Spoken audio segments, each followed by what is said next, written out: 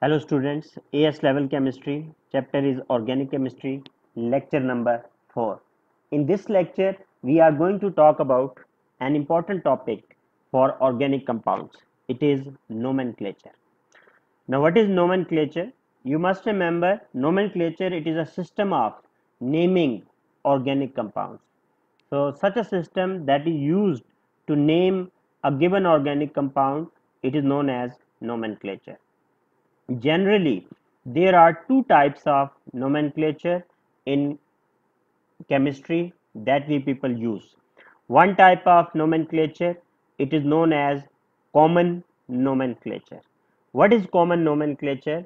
It is a system of naming in which an organic compound it is named after a place, person or origin from where we have got an organic compound. This is important. So based on the origin of an organic compound, whenever an organic compound is named, that method, that system of naming, it is known as common nomenclature. Now what are the some examples that you can remember under the heading of common nomenclature? One example that you can remember, it is methane. You people know very well what is methane. Methane is CH4, methane. What is the common name of this methane gas throughout the world? This methane gas, it is also known as natural gas. Why? Because it is found in nature. So that is why it has been given the name of natural gas. You would have heard CNG. CNG stands for compressed natural gas. So it is a common name for methane. Another common name that you can remember used in the organic chemistry, it is for ethanoic acid. From the name of ethanoic acid, it is obvious that two there are two carbon atoms in this compound. And what is the functional group of this organic compound? Carboxylic, COOH. This is the functional group of ethanoic acid. So this is having two carbon and the functional group is COOH, ethanoic acid. What is the common name of ethanoic acid that we use in the organic chemistry? The common name of ethanoic acid, it is acetic acid. Now why ethanoic acid? It is known as acetic acid because acetic acid name, it has been derived from acetum. Why acetum? Because ethanoic acid, it is found in vinegar, and in Latin the vinegar, it is known as acetum. So that is why the name acetic acid, it has been derived from Latin language. So this is how different organic compounds, they are named in the organic chemistry by using this system of naming. uh, we have to remember the common name of different organic compounds in this system. In your syllabus, the second type of nomenclature, it is having more important, and we will keep on focusing the second type of nomenclature, and it is known as IUPAC. IUPAC nomenclature. Now what does IUPAC stands for? IUPAC stands for International Union of Pure and Applied Chemistry. International Union of Pure and Applied Chemistry. Now this is a union of chemists, and this union, it has devised different rules. So by remembering those rules, anyone becomes able to name a given organic compound. So what I'm going to do, I'm going to tell you just 7 rules, and those 7 rules, they are enough to name any organic compound at this level. In A levels, you will become familiar with these 7 rules, and you will use these 7 rules to name a given organic compound. Now what you must remember, what are the important rules for IUPAC nomenclature? Rule number 1. First of all, whenever you want to name any organic compound, the most important rule is how you must start naming an organic compound. The first rule is you must select the longest continuous chain of carbon atom. This is rule number 1. But what is important information about this rule? When you are choosing the longest continuous chain of carbon atoms in a given organic compound, what you must remember? You must remember to include three types of carbon atom. You must include these three types of carbon atom in your longest continuous chain of carbon atom. Now, one thing you must remember to include functional group carbon atom. The carbon atom which is a part of functional group, or the carbon atom to which a functional group is attached. It is known as functional group carbon atom. Carbon atom to which a functional group is attached, it is known as functional group carbon, or sometimes carbon atom that is a part of the functional group, it is known as functional group carbon. For example, if I give you COOH, carboxyl, in carboxyl functional group, the carbon atom that is present, it will be known as functional group carbon atom. But if you have been given alkanol, alcohol, the functional group of alcohol is hydroxyl. Hydroxyl is OH. There is no carbon. So in this case, in case of alcohol, how you will decide which carbon is the functional group carbon? The carbon to which OH will be bonded in the given structure. So this is very important thing. Whenever you are choosing longest continuous chain of carbon atom, you must include functional group carbon. Also, you must include double bonded carbon atom. If a double bonded carbon atom is present, it is also must to include this double bonded carbon atom in the longest chain. And finally, you must also look at if there is a carbon atom having a branch. A branched carbon atom must also be the part of your longest continuous chain of carbon atom. So this is one most important rule that you must remember to start with naming an organic compound. First of all, we choose longest continuous chain of carbon atom, and it must include three important carbon. Number 1, functional group carbon. Number 2, double bonded carbon. And number 3, the branched carbon atom. Now one more thing, remember, mostly the structures of the organic compound that are given to you at this level, in these structures which will be available to you, always remember mostly the straight chain would be the longest continuous chain of carbon atom, but sometimes that is less common. Sometimes you may find a chain with one bend. It could be the longest continuous chain of carbon atom, and rarely it is also possible that the longest continuous chain of carbon atom, it might be having two bends like this. So remember, most common longest continuous chain at this level that can be given to you people for naming, it would have straight chain of carbon atom. Sometime one bend in the longest continuous chain, and rarely there might be two bends in the longest continuous chain of carbon atom. But obviously the most important thing that I am telling you, that mostly you must go for the longest chain of carbon atom, that is the straight one. But before selecting longest continuous chain, you must look for the possibility of presence of a bend or two bend in the longest continuous chain. Next thing, once you have chosen the longest continuous chain of carbon atom, then how you will give the parent name, the stem name to that longest continuous chain. So the second information we have to present, parent name. Now parent name, it is very important. One thing remember, parent name, it is written at the end of the name of an organic compound. That is why it is known as parent name. It is written at the end of name of an organic compound. Second thing, whenever we write down the parent name, you will see there are three important information that we can get to know from the parent name of an organic compound. Alkanoic acid is the parent name right now, which I have chosen as an example. Now from this information you can see there are three different colors shown in the parent name of this compound. Now each color represents a particular piece of information. First of all, write down ALK. ALK stands for what piece of information it gives us.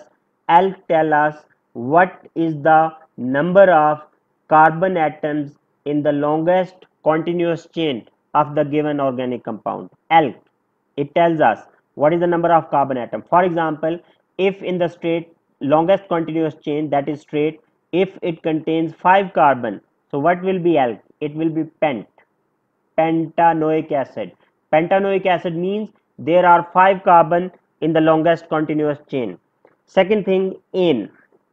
It tells us which type of covalent bond are present between carbon atom. If it is ane, it tells us type of bond. Which type of bond? Single covalent bond. If it would be en, it means which type of covalent bond? Double covalent bond. Like pentanoic acid means there are 5 carbon having single covalent bond between them. If there is pentenoic acid, it means there are 5 carbon having at least one double covalent bond between 2 carbon atoms. And the last piece of information from the parent name that we can get, we can find what is the functional group that is included in the longest continuous chain of carbon atom. Right now it is oic acid. Oic acid is which functional group? It is COOH, carboxylic. So what does this mean? Once you have chosen the longest continuous chain of carbon atom, then you must become able to write down the parent name, and parent name will obviously tell you the three important pieces of information: number of carbon atom, the type of bonding, and the type of functional group. Okay, now we have applied two rules for the IUPAC nomenclature. Moving on, after this, what you will have to do? Rule number 3. According to rule number 3, you will have to identify different branches present with the carbon atoms of the longest continuous chain. You will have to identify the branches. Remember, most common branches in A levels that are given for naming, most common branches, they belong to R group. And you know what is R group? R group is alkyl group. For example, the most common branch that you may see, it is CH3. If it is CH3, what is this alkyl group? This is methyl. If it is C2H5, this is ethyl. If it is C3H7, it is propyl. So the most common branch that we study in the organic chemistry, it is alkyl group. Sometimes other atoms or group of atom may also act as branches. So all the possible branches that are included in your AS and A2 syllabus, I am going to tell you the name for those different types of branches. But one thing again, I am making it clear for you people that the most common branch that is given in your syllabus, it is of alkyl group. And sometimes the other atoms, group of atoms, they may act as a branches. So for that purpose you must know the name of those other branches that might be present. For example, if halogen atom, fluorine, chlorine, bromine, iodine, if it is present as a branch, it is named as halo. If NH2 act as a branch, amino. If CN as a branch, cyano. If OH as a branch, hydroxy. If CO, ketone, or aldehyde, it is present as a branch. Ketone or aldehyde as a branch, it is known as oxo, because oxygen, it is present as a branch in these cases. If NO2 is present as a branch, it is known as, it is spoken as nitro. If COCl, it is present as a branch, it is known as halocarbonyl, chlorocarbonyl, because right now halogen atom that is present, it is chlorine, so it would be chlorocarbonyl. Next is C6H5. Now this is a molecule that we study commonly in your A2 syllabus, but at least you must be able to remember whenever you have been given C6H5, it is phenyl. It is phenyl, and this phenyl, it is derived from benzene. The benzene, its molecular formula is C6H6. When benzene, it loses one hydrogen, it becomes phenyl. Now what you must remember, you must be able to identify, not any detail, but you must be able to identify what is benzene, how it looks like. You must remember benzene, it is shown by using a hexagon,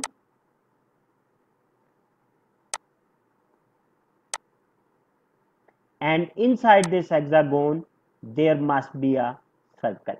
Whenever you are given this type of structure in your exams, remember that this is benzene, and if we remove one hydrogen from this benzene, it becomes phenyl. So its detail, it is in your A2 syllabus, but at least you must be able to identify whenever this structure is given, it is benzene. C6, each corner, it represents carbon, 6 carbon, and each carbon is bonded to one hydrogen, C6H6. When it loses one hydrogen, it becomes phenyl. Next comes CONH2. As a branch, it is known as carbamoyl, CONH2. It is amide functional group. It is named as carbamoyl. If ester group is present as a branch, it is named as alkoxycarbonyl, alkoxycarbonyl. And if carboxylic acid, it is present as a branch, it is known as carboxy. So these are the other types of branches that may be present in a given organic compound. But remember, mostly we use alkyl branch in your AS syllabus, and halogen, amino, cyanide, cyano, hydroxy, oxo. These are the common branches that are in your AS syllabus. Rest of the branches we use rarely in your AS level. Otherwise, they are used in your A2 syllabus. But you must just have a look at these names. So if ever they are asked, you must know what is the name. But remember, such difficult branches will not be given in your AS level. So the branches which I have highlighted, only those are important. You must remember their name. Okay, rule number 1. We have identified the longest chain. We have given the parent name. We have identified the branches. We must know the name of the branches. Next come what we will do with the longest continuous chain. We will number each carbon of the longest continuous chain. We must number each carbon of the longest continuous chain. But how the numbering must be done? Whenever you are numbering each carbon of the longest continuous chain, you must remember to give least number, the smallest number. Which carbon will always get preference whenever we are doing numbering? The least number must be given to functional group carbon atom. It must be given the smallest possible number. If functional group carbon is not present, then you must give smallest number to that carbon having a double covalent bond. Double bonded carbon atom must be given smallest number if functional group carbon is not present. And even if there is no functional group carbon, there is no double bonded carbon, then you can give least number to that carbon that is bonded to a branch. So branched carbon could be given preference if there is no double bonded carbon, if there is no functional group carbon. But if all these three types of carbon are present in a given structure, you will give preference to functional group carbon atom. Always remember, there are three different functional groups that are always at position number 1. Now what you must remember, which functional groups are always at position number 1? CN, if ever it is present and it is not a branch, if it is a functional group, it will always be at position number 1. Aldehyde, if it is present, it will always be at position number 1 if it is a functional group. And carboxylic acid, it is also always at position number 1. When I will give you example for this structure, you will come to know that how these functional groups are always at position number 1. But other functional group, they might be present at position number 1 or they might be present at any other position. But these three functional groups, whenever they are present, they would always be at position number 1. After numbering, now there are some other rules that you must also remember. But while using these 4 rules, you would become able to name an organic compound. But there are 3 more rules that will help you to name other type of organic compounds.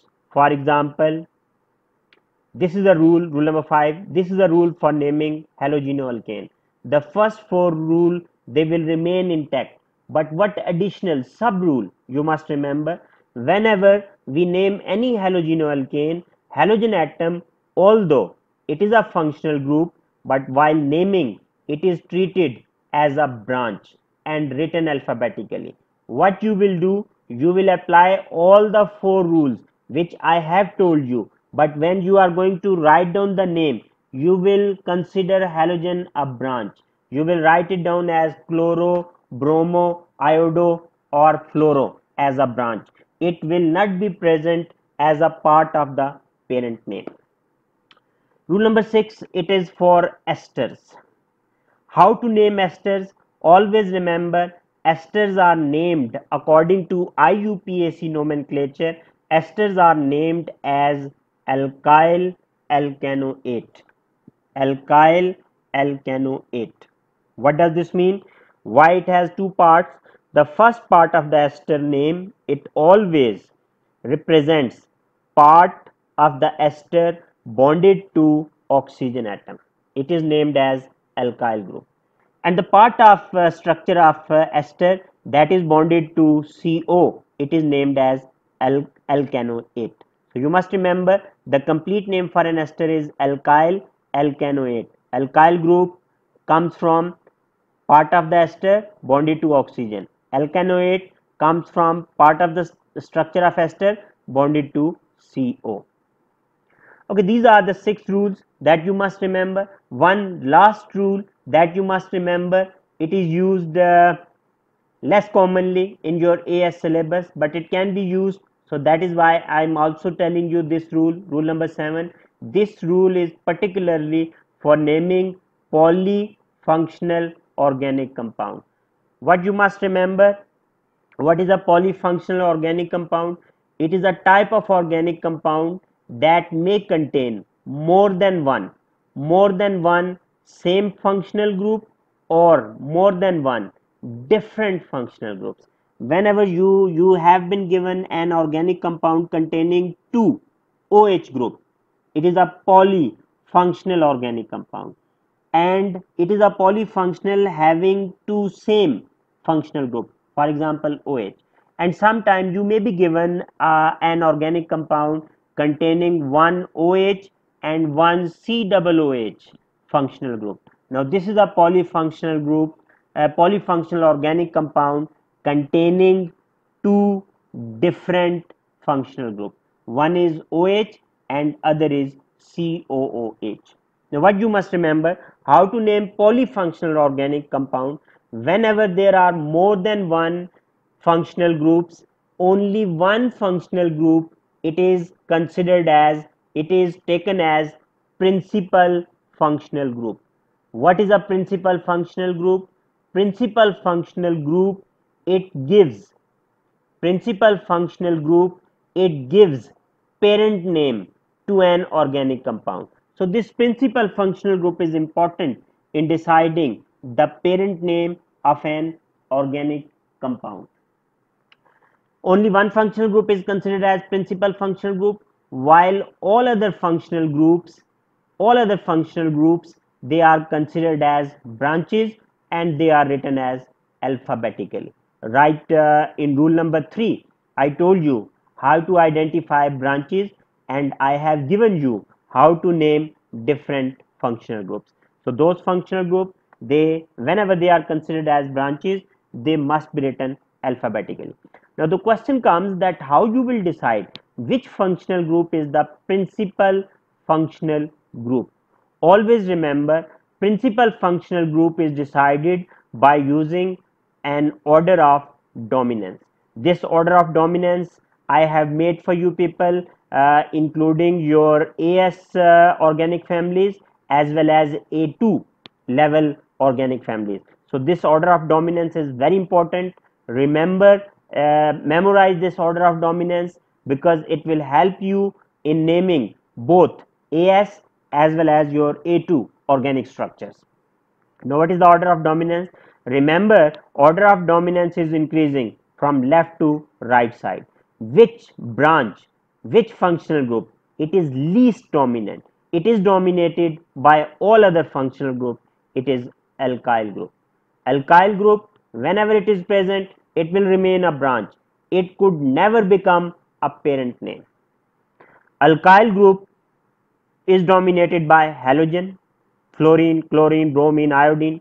Halogens are dominated by nitro if it is present. It is dominated by amino if it is present, NH2. It is dominated by alkanol if it is present. It is dominated by ketone if it is present. Ketones are dominated by aldehyde.